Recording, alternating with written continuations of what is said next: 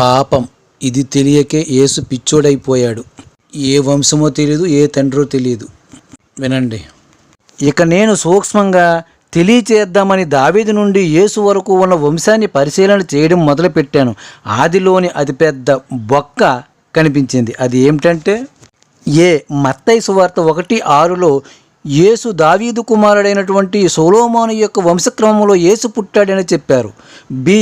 లూకా సువార్త 3:31లో వచ్చేసరికి దావీదు కుమారుడైనటువంటి నాతాను యొక్క వంశక్రమంలో యేసు పుట్టాడని చెప్పారు.